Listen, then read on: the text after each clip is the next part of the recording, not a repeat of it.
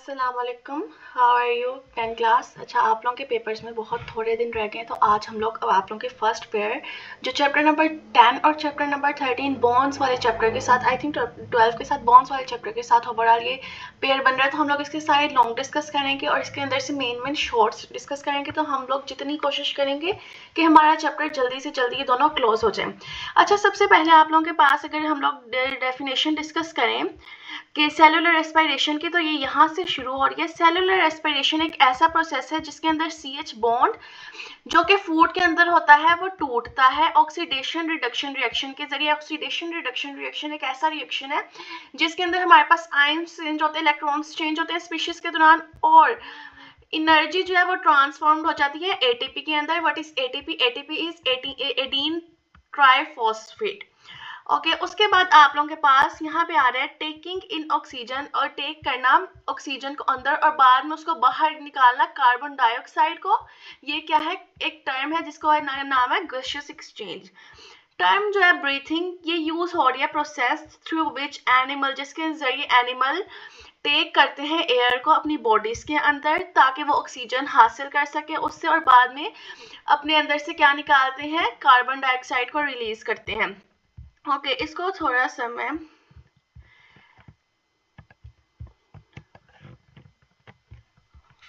नीचे हमारे पास डिस्कस करने के लिए लॉन्ग क्वेश्चन जो फर्स्ट आप लोगों का यहाँ पे आ रहा है। यहाँ पे क्या है? Gaseous exchange in plants, most important long question है। प्लांट्स के पास कोई ऑर्गन नहीं है, ना ही तो कोई सिस्टम है जिससे वो एक्सचेंज कर सकें गैस। जैसा कि ह्यूमन के पास नोज है, उसके पास लंग्स है, जिससे हमारा पूरा एक सिस्टम चल रहा है, लेकिन अल्लाह ताला ने ये चीज प्लांट्स के अंदर नहीं रखी कि वो अपनी ऑर्गन्स या सिस्टम नहीं रखा कि वो अपनी गैस एक्सचेंज कर सके इन्वायरमेंट के साथ। तो फिर कैसे प्लांट्स ये सारा कुछ करते हैं? प्लांट का हर सेल, प्लांट की बॉडी का हर सेल एक्सचेंज करता है गैस इन्वायरमेंट के साथ अपनी बिना पर। Leaves and young stems have stomata. Leaves और यंग स्टेम्स, पत्ते और उनकी जो तनी है उसके पास है स्टोमेटा इन दर एपिडर्मिस। एपी का मतलब है ऊपर वाली लेयर के ऊपर उनके पास स्टोमेटा है। गैसियस एक्सचेंज जो है वो अक्कर करती है इन स्टोमेटा के जरिए। Inner cell of leave, cell के अंदर जो लीव्स हैं वो नेक्स्ट आपकी डायग्राम बनी है, फिर हम लोग देखते हैं, उसको नाम है मेसोफिल, उसके सेंटर में आता है। और स्टेम में भी एयर स्पेसिस, उनके पास एयर स्पेसिस है आपस में, विच हेल्प करते हैं एक्सचेंज करने में गैस। ये फिगर हमारे पास 10.1 में जो हम लोग नेक्स्ट देखते हैं। ओके, ये आ रही है आप लोगों के पास डायग्राम, और यहाँ पे वो जो सबसे ऊपर आपके पास बनी हुई है क्यूटिकल, वो है आपके पास अपर सरफेस। उसके बाद आ रही है अपर डर्मिस, ये दरमियान में ये जो सारे आ रही है मेसोफिल। उसके बाद ये है लोअर एपिडर्मिस, ये आपके पास गार्ड सेल्स, और ये स्टोमा, और यहाँ से एयर लीव हो रही है। उसके आगे जो नीचे आप लोगों के पास लोगों के अंदर लिखा हुआ है वो लिखा है लीव सेल। अच्छा बच्चों, आप लोगों ने यहाँ पे जो हेडिंग देनी है वो देनी है situation of leaves during day time. ये जल्दी जल्दी आप लोग नोट कर लो। यहाँ पे लिखना है लीव सेल्स को फेस करनी पड़ती हैं दो किस्म के सिचुएशंस डे टाइम के दौरान, जब mesophyll cells of leaf are carrying out photosynthesis and respiration. दिन के दौरान जब मेसोफिल सेल्स ने लीव्स के कैरी करना होता है फोटोसिंथेसिस को और रेस्पिरेशन को side by side, oxygen produce होती है फोटोसिंथेसिस में, इज यूटिलाइज होनी होती है सेलुलर रेस्पिरेशन में। सिमिलरली वैसे ही कार्बन डाइऑक्साइड प्रोड्यूस होती है ड्यूरिंग सेलुलर रेस्पिरेशन के दौरान, और ये यूटिलाइज्ड होनी होती है फोटोसिंथेसिस में। However, during night when there is no photosynthesis, जब फोटोसिंथेसिस नहीं होती, अक्कर नहीं करती, leaf cells get oxygen, leaf cell get करते हैं ऑक्सीजन इन्वायरमेंट से और रिलीज करते हैं कार्बन डाइऑक्साइड अपने स्टोमेटा से। ये आपका नाइट टाइम का है। उसके बाद हम नेक्स्ट डिस्कस करें वुडी स्टेम्स के अंदर, ये आपके पास नीचे डिस्कस हो रहा है। इसकी हेडिंग आपके पास बनेगी गैसियस एक्सचेंजिंग थ्रू लेंटिसेल्स। ये आपके पास लेंटिसेल्स आ रहे हैं वुडी स्टेम्स के अंदर और मैच्योर रूट्स के अंदर। इंटायर सर्वे जो पूरी सरफेस है वो बार्क के साथ कवर होती है। बार्क है छालनी को हम लोग बोलते हैं, छाल को, which is impervious or to gases or water. However, there are certain pores, उसके अंदर छोटे छोटे पोर सुराख होते हैं, किसके अंदर, लेयर किसकी, बार की, उसके हम बोलते हैं लेंटिसेल्स। लेंटिसेल्स अलाउ करती है एयर को कि वो पास करे थ्रू डैम। Gases diffuse in and out, gases diffuse होती है अंदर और बाहर। General surface for the young roots. Gases are found in the soil, gases found होती है सॉइल के अंदर सराउंडिंग द रूट्स, रूट के surround. Aquatic plant get the oxygen dissolved in water and release carbon dioxide in the water। ये आप लोगों के पास नीचे उसकी डायग्राम है। ये आप लोगों के पास फर्स्ट लॉन्ग था। उसके बाद नेक्स्ट पे जो हमारे पास आ रहा है gaseous exchange in humans, most important long. I hope so कि आपके पास ये नेक्स्ट जो हमारे पास है ये लॉन्ग आएगा। यहाँ पे पहले थोड़ी सी डिस्कस कर लेते हैं। इधर सिर्फ यही लिखा हुआ है कि अब हम लोग वर्ड टू वर्ड तो नहीं पढ़ेंगे, लेकिन हम लोग वो चीज़ें पढ़ेंगे जो हमें काम आएंगी। तो यहाँ पे लिखा हुआ है कि हायर ह्यूमंस के अंदर और हायर एनिमल के अंदर एक रेस्पिरेटरी सिस्टम होता है, जो उन्होंने आगे कहा है कि दो पार्ट्स होते हैं, एक तो एयर पैसेज वे होता है और एक लंग्स होता है। Air passage way I hope so कि आप लोगों को आएगा पेपर में, लंग्स भी ओवरऑल आ सकता है।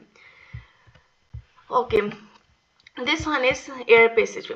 बच्चों एयर पैसेजवे कंसिस्ट करता है पार्ट थ्रू विच, जहां से आउटसाइड एयर, बाहर वाली एयर कम इन, अंदर जाती है कहाँ पे, लंग्स में, और जब वो एक्सचेंज कर लेती गैस तो फिर वो बाहर चली जाती है। द पैसेज ऑफ एयर, की जो पैसेज है एयर का, ये कंसिस्ट करता है कुछ फॉलोइंग पार्ट्स। सबसे पहले नोज की इनक्लोजेस, आपका नाक जिसको आप हाथ लगा सकते हो, इसको बोलते हैं nasal cavity. It open to the outside, ये बाहर की तरफ ओपन होता है थ्रू द ओपनिंग्स, दो ओपनिंग से, जिसको आप बोलते हैं नोस्ट्रिल्स। से जो नाक के दो सुराख हैं इनको क्या बोलते हैं, nostrils. Nasal cavity is divided into two portions, ये दो पोर्शंस के अंदर डिवाइड हुई होती है, एक वॉल से, एक दीवार से। Each portion is lined by, ये आपके पास शॉर्ट क्वेश्चन भी आ सकता है, जो ईच पोर्शन लाइंड, इनके अंदर फाइन हेयर्स, छोटे छोटे हेयर्स होते हैं, और म्यूकस होता है जो फिल्टर करते हैं dust particle from the air. जो एयर हमारे अंदर जाती है उसमें से जितने भी डस्ट पार्टिकल्स है वो यहाँ पे ही रोक लेता है, उनको एयर को फिल्टर कर देता है। म्यूकस आल्सो मॉइस्चर, म्यूकस और क्या करती है, मॉइस्ट करती है और वार्म करती है इनकमिंग एयर को, और टेम्परेचर को इक्वल करती है जो हमारी बॉडी का टेम्परेचर है। This is very important part of this topic. उसके बाद नीचे आप लोगों के पास ये, this is your nasal cavity, this is your openings nostrils, ये आपका पूरा ओरल कैविटी है। ये फेरिंग्स से हम लोग अब नेक्स्ट लेके आते हैं तो साथ साथ डिस्कस करेंगे। Okay, this one, the nasal cavity, जो नजल कैविटी है वो ओपन हो रही है दो फेरिंग्स के अंदर। ये जो नजल कैविटी है आपके पास,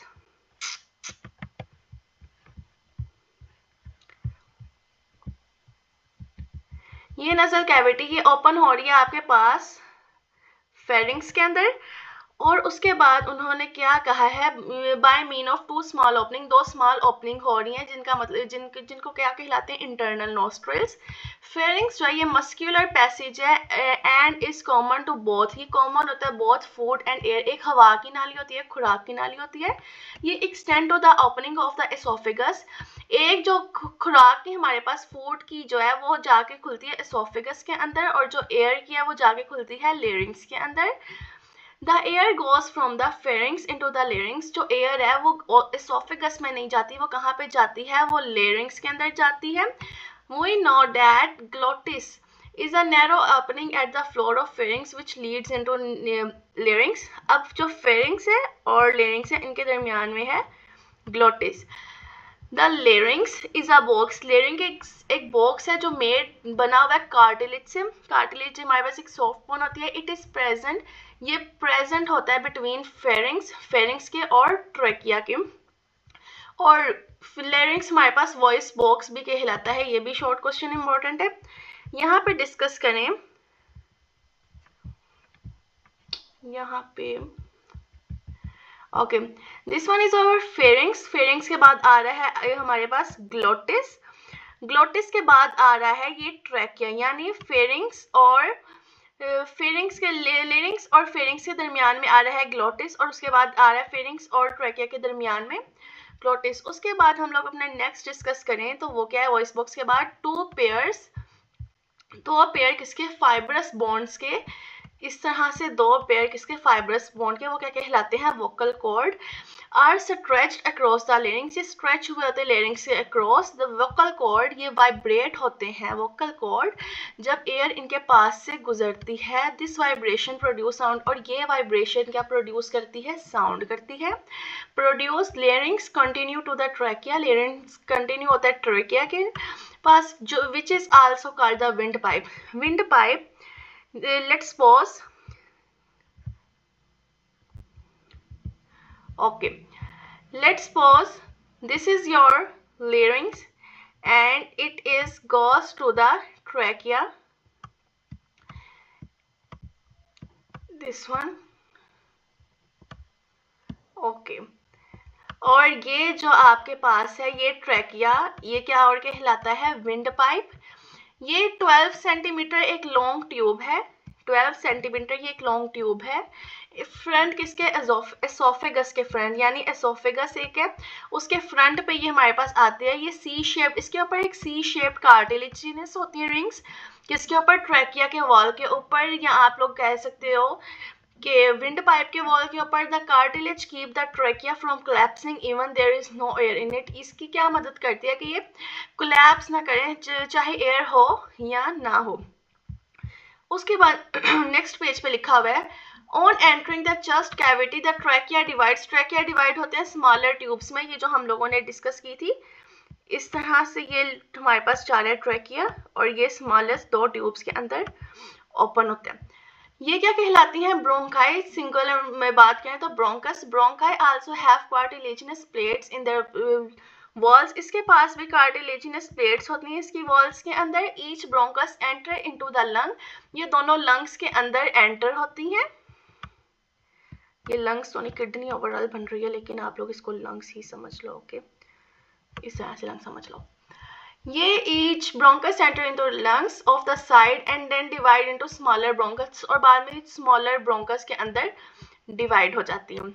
bronchi continue dividing in the lungs until they make several fine tubes called bronchioles, ये कंटिन्यूली करती रहती तब तक के ब्रोंक्यूल्स ना बन जाए। Bronchioles progressively loss of cartilage as they become narrower. The bronchioles end as fine tube called alveolar duct. ये alveolar duct तक फाइन ट्यूब्स बनती रहती हैं। Each alveolar duct open into a cluster of pouch. अब ये जितनी भी एक हमारे पास alveolar duct है, ये एक पूरा पाउच बनती है जो क्या कहलाती है, alveoli. Alveoli from the respiratory surface in human body. एक रेस्पिरेटरी सर्फेस है ह्यूमन बॉडी के अंदर। जितने भी एल्वियोलस हैं ये एक सैक लाइक स्ट्रक्चर है, एक बॉडी लाइक स्ट्रक्चर है जो लाइन हुए होते हैं एक सिंगल लेयर से एपिथेलियल सेल के। It is bound on the outside by a new network of capillaries. The pulmonary artery from the heart containing deoxygenated blood, जो पल्मोनरी आर्टरी हार्ट से कंटेन करती है डीऑक्सीजनेटेड ब्लड को और enter करती है लंग्स के अंदर, and branches into the arterioles and then into capillaries जो surround होती है alveoli के। This then join together to form the venules which form pulmonary vein, जो pulmonary vein को यहाँ पे बनाती है। The pulmonary vein carry करती है oxygenated blood back to the heart, और वो बैक चले जाती है हार्ट के पास। ये आपका था लॉन्ग क्वेश्चन। उसके बाद आ रहा है आपके पास लंग्स। All the alveoli, जितने भी alveoli हैं on one side constitute a lung, lung को constitute करते हैं। पेयर होते हैं लंग्स के, लंग्स हमारे पास कितने हैं, 2 हैं, एक पेयर है। थोरेसिक कैविटी आपके पूरे चेस्ट एरिया को बोलते हैं हम। चेस्ट वॉल जो है ये made of 12 pair of ribs, आपके पास 12 पसलियां होती हैं, 12 ribs. And the ribs muscle called, और जो रिब्स के मसल्स हैं वो क्या कहलाते हैं, इंटरकोस्टल मसल्स। ये आप लोगों ने शॉर्ट क्वेश्चन याद रखने। A thick muscular structure called diaphragm, एक थिक मस्कुलर स्ट्रक्चर क्या कहलाता है, डायफ्राम, जो प्रेजेंट होता है लंग्स के नीचे। ये भी इंपॉर्टेंट शॉर्ट क्वेश्चन है। ये इस तरह से, लेट्स सपोज ये आपके पास 2 लंग्स हैं और उसके जो बिलो पे नीचे डायफ्राम होता है, यहाँ पे हम लोग नीचे डिस्कस करते हैं। This one is diaphragm. The left lung is slightly smaller, जो लेफ्ट लंग है वो स्मॉलर होता है एंड हैज 2 लोब्स, उसके 2 लोब्स हैं। और जो राइट लंग है वो थोड़ा बिगर होता है और 3 लोब्स उसके होते हैं। ये स्पॉन्जी होता है और इलास्टिक ऑर्गन यानी लचकदार ऑर्गन है। Lungs also have blood vessels, lung के पास भी ब्लड वेसल्स हैं, and the branches of the pulmonary arteries and veins. Each lungs is enclosed by two membrane, जितने भी लंग्स हैं वो इनक्लोज हैं दो मेम्ब्रेन से. ये दोनों लंग्स क्या कहलाती हैं? Outer pleural membrane and the inner pleural membrane. Membrane enclose करती है फ्लूइड को जो प्रोवाइड करती है lubrication for free expanding and contracting of lungs. Next है मैकेनिज्म ऑफ ब्रीथिंग. आप लोगों के मैकेनिज्म है दो ब्रीथिंग के, उनको यहाँ पे आपने डिस्कस करना है.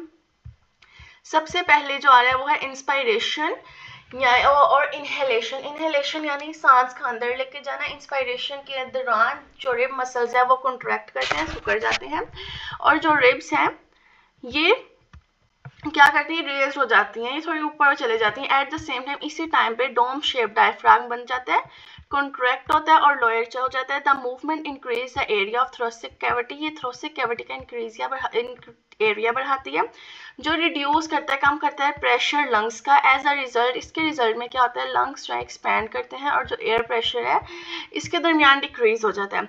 एयर फ्रॉम आउटसाइड, एयर बाहर से रश होती है लंग्स के अंदर जो इक्वलाइज करती है प्रेशर बोथ साइड पे. अब उसी दौरान हमारे पास एक्सपायरेशन के अंदर क्या होता है? जब हमारी गैसियस एक्सचेंज हो जाती है पूरी लंग्स के अंदर, जब हम सांस ले लेते हैं तो फिर हम लोग अपना जो सांस है बाहर निकालते हैं, जो क्या निकलती है? Carbon dioxide. ये एक्सपेल्ड करते हैं या आउट करते हैं. एक्सलेशन द रिब मसल, यहाँ पे रिब्स मसल जो है रिलैक्स कर जाते हैं, ये अपनी असली पोजीशन पे आ जाते हैं, डायफ्राम में रिलैक्स हो जाता है और ये रेज हो देता है डोम शेप. रिड्यूस करते हैं स्पेस चेस्ट कैविटी में और इंक्रीज करता है प्रेशर किसका? लंग्स. किस पे? लंग्स पे. लंग्स कॉन्ट्रैक्ट होते हैं और एयर एक्सपेल्ड आउट हो जाती है. ह्यूमन की जो ब्रीथ है वो 16 से 20 है पर मिनट. ये भी एमसीक्यू है. या रेस्ट में rate of breathing is controlled by the respiratory centre in the brain. ये ब्रीथिंग कंट्रोल जो है रेस्पिरेटरी सेंटर इन ब्रेन के जरिए कंट्रोल होती है. Respiratory centre is sensitive to the concentration of carbon dioxide. That this is all of over. Okay, यहाँ पे air आपकी गई, ये रिब्स रेज्ड हो गए और डायफ्राम मूव डाउन, एंड और जब एयर आपकी बाहर आई रिब्स जो है हमारे पास लोअर हो गए और diaphragm moves up. This one is a small example. ये आप लोगों ने एक दफ़ा देख लेना है. नेक्स्ट ये सारे आपके प्रैक्टिकल्स हैं हमारे. हम आगे पढ़ेंगे अपनी बीमारियां जो डिस्कस करनी है हमने. आई थिंक दिस इज 10.3 पे respiratory disorders. There are number of respiratory disorder. बहुत से रेस्पिरेटरी डिसऑर्डर्स हैं, यानी आप लोगों के जो सांस के मसले हैं हमारे, ये परसेंटेज पाकिस्तान के अंदर ज़्यादा है क्योंकि यहीं जो पाकिस्तान है एक एयर पोल्यूटेंट है, एक पोल्यूशन वाला हमारे पास मुल्क है. ब्रोंकिटिस जो है वो सबसे फर्स्ट है. ब्रोंकिटिस जो है इन्फ्लेमेशन. इन्फ्लेमेशन की जो उर्दू है वो है सूजना, स्वेलिंग होना किसके? ब्रोंकाई की और ब्रोंक्यूल्स के. रिजल्ट के अंदर क्या होता है? Excessive secretion of mucus. Excessive ज़्यादा सिक्रेशन होती है म्यूकस की किस कहाँ पे? ट्यूब्स में. Leading the swelling of tubular walls and narrowing of tubes. Swell होती है ट्यूब्यूलर वॉल्स और नैरो हो जाती हैं ट्यूब्स. इट इज कॉज्ड, क्यों कैसे होती है? ये वायरस से या बैक्टीरिया या एक्सपोजर क्यों? केमिकल इरिटेंट्स, तंबाकू स्मोक यानी सिगरेट वगैरह से ये बीमारी लग सकती है, जिसके अंदर क्या होता है कि आप लोग की ब्रोंकाई और ब्रोंक्यूल्स जो है ये इन्फ्लेमेशन सूज जाती हैं, स्वेल कर जाती हैं. There are two major type of bronchitis. Bronchitis की दो टाइप्स हैं जिसमें है एक्यूट और क्रोनिक. एक्यूट और क्रोनिक के अंदर वो आपसे ये भी पूछ सकते हैं डिफाइन एक्यूट एंड क्रोनिक. जो एक्यूट है वो हमारे पास ज़्यादा से ज़्यादा 2 वीक्स के लिए रहती है और यहाँ पे पेशेंट जो है वो रिकवर कर लेते हैं और कोई परमानेंटली चीज़ डैमेज नहीं होती. लेकिन जो क्रोनिक ब्रोंकिटिस है ये ब्रोंकाई डेवलप करते हैं क्रोनिक इन्फ्लेमेशन. यहाँ पे क्रोनिक इन्फ्लेमेशन हो जाती है. इट यूजुअली लास्ट और ये 3 मंथ्स या 2 ईयर्स तक रहती है. इसमें सिम्टम्स क्या है? खांसी रहती है, माइल्ड विजनिंग, फीवर, बुखार, chills, shortness of breath, specially when doing hard job. Hard job के दौरान आप लोगों को सांस सही से नहीं आता. एम्फीजिमा इज ऑल्सो इम्पोर्टेंट. एम्फीजिमा क्या है? डिस्ट्रक्शन हमारे पास है वॉल्स की, किसकी? एल्वियोलाई की. इसके रिजल्ट में हमारे पास लार्जर सैक्स बन जाते हैं, बड़े बड़े सैक्स, आपके पास बोरियां कह लो, but with less surface area for gas. लेकिन फिर क्या होता है कि गैसियस एक्सचेंज के लिए एरिया जो है वो कम रह जाता है. As lung tissue breaks down, जैसे टिश्यू ब्रेक्स डाउन करते हैं लंग्स के, lungs do not come back, lungs नहीं आते अपनी ओरिजिनल शेप के अंदर आफ्टर एक्सलेशन, जब आप लोग एयर बाहर निकालते हो, और ये चीज़ हमारे पास यहाँ ख़राब करती है। द मेजॉरिटी ऑफ पीपल की, ज़्यादातर जो पीपल हैं डायग्नोज होते हैं 45 ईयर्स एज के या उससे ज़्यादा बड़ी। सिम्टम्स किसके एम्फिजिमा के, वो क्या है, शॉर्टनेस, सांस का मत है, फैटिज, थकावट रहती है, रिकरेंट रेस्पिरेटरी इन्फेक्शन होता है, वजन में कमी आती है। By the time symptoms of emphysema appear the patient usually lost 50 to 70% of her lung tissue, lung tissue वो अपने 50 to 70% खो लेता है। Level of oxygen in blood में get so low it cause एक सीरियस कॉम्प्लिकेशन। उसके बाद है न्यूमोनिया, न्यूमोनिया एक इन्फेक्शन है लंग्स का, और ये इन्फेक्शन अफेक्ट कर सकता है, अगर तो ये इन्फेक्शन दोनों लंग्स पे इफेक्ट करता है तो ये कहलाता है डबल न्यूमोनिया।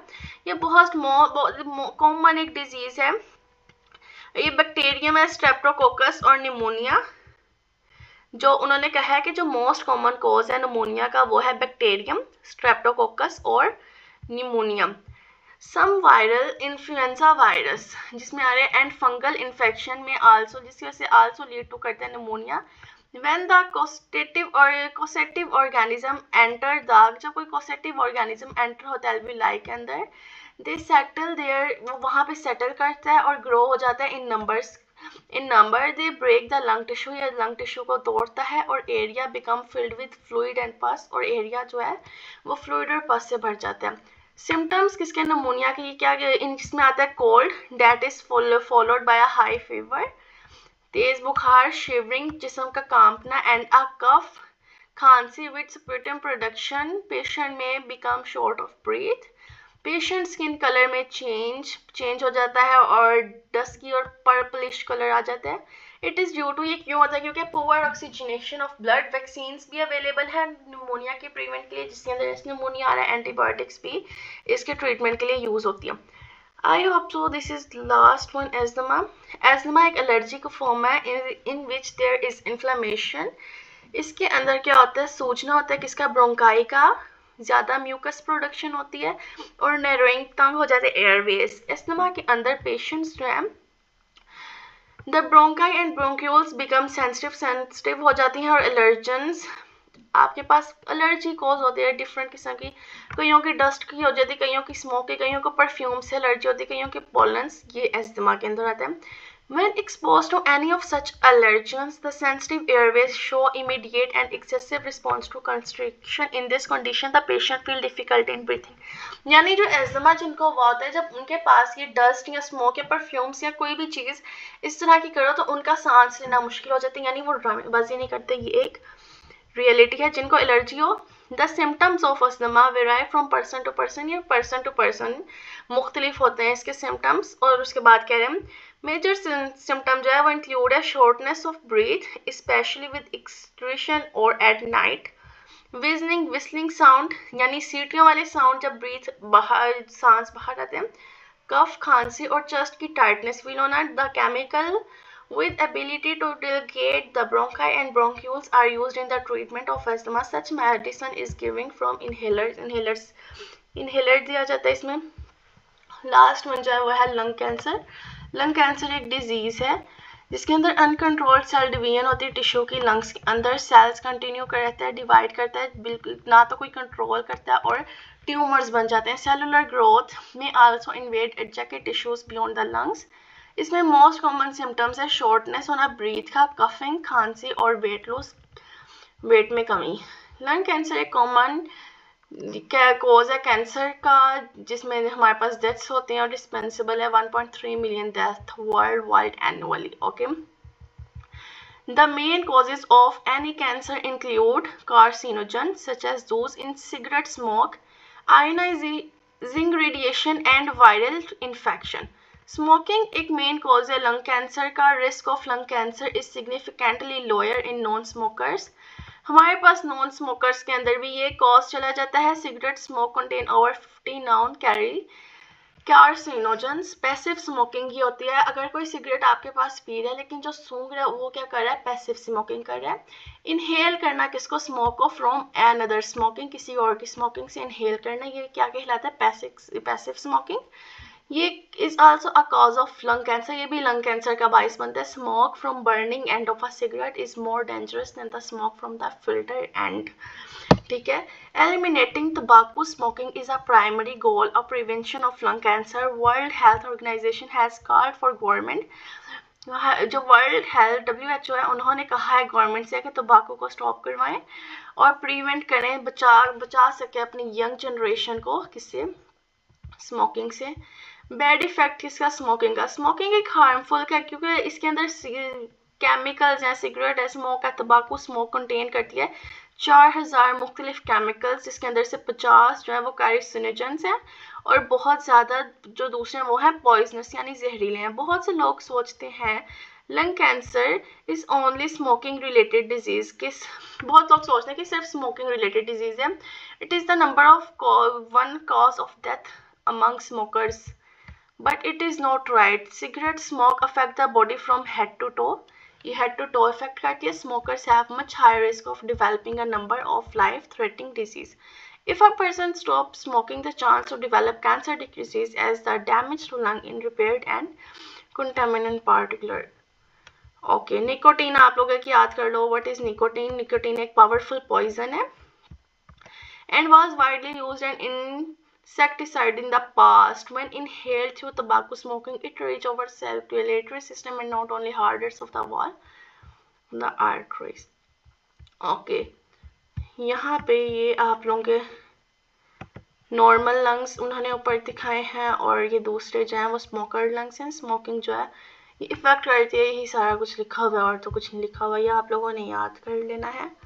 इसके अंदर से मैंने आपको लॉन्ग क्वेश्चन बता दिए हैं। इसके अंदर से सबसे फर्स्ट पे तो आप लोगों ने जो लॉन्ग याद करना है वो आप लोगों ने करना है, एक सेकेंड, यहाँ पे हम लोग ओके 1 और इधर से हम इसको काम खत्म कर लेंगे। सबसे पहले जो आप लोगों ने करना है वो ये वाला याद करना है। उसके बाद आप लोगों ने जो सेकंड करना है वो air passage way, third one is lungs. उसके बाद आप लोगों ने करना है ब्रोंकिटिस, निमोनिया, एस्थमा और लंग कैंसर। ये आप लोग सारे निशान लगा लो, इंशाल्लाह ताला आप लोगों को इनमें से आ जाएगा। पहले मैंने सोचा था कि मैं आज आप लोगों को दोनों ही कराऊंगी, लेकिन 27 मिनट्स हो गए ये पूरी बुक की रीडिंग करते करते। अब हम लोग इस बुक के इस चैप्टर के साथ जो प्लेलिस्ट अटैच करेंगे वो चैप्टर नंबर 13 की करेंगे और मेरी कोशिश है कि चैप्टर नंबर 13 इससे ज़्यादा अच्छे तरीके से हम अंडरस्टैंड करें। अब तक के लिए अल्लाह हाफ़िज़। इंशाल्लाह हम अपने नेक्स्ट लेक्चर में मिलेंगे। अल्लाह हाफ़िज़।